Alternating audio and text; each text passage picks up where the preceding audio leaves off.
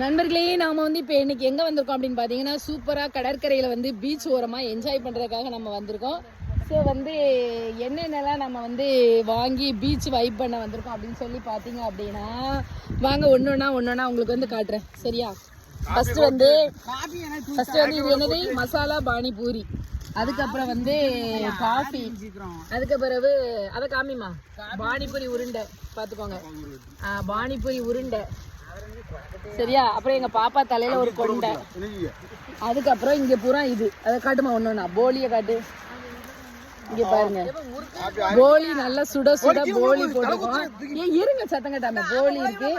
அதுக்கப்புறம் உலாது, அதுக்கப்புறம் வந்து பானியில ஊத்துறதுக்கு வந்து ரசம், அதுக்கப்புறம் வந்து எனக்கு மட்டும் ஒண்ணு வாங்கல இது பானிபூரி தான். அப்புறம் வந்து வெங்காயம் வச்சு கொடுத்துருக்காங்க நண்பர்களே. சூப்பரா வந்து இந்த மாதிரி ஒரு அட்மாஸ்பியர்ல நிறைய பேர் சாப்பிட்டுருப்பீங்க, நல்லா தான் இருந்திருக்கும். ஸோ நாங்களும் வந்து அதே மாதிரி வைப் பண்றதுக்காக வந்திருக்கோம்.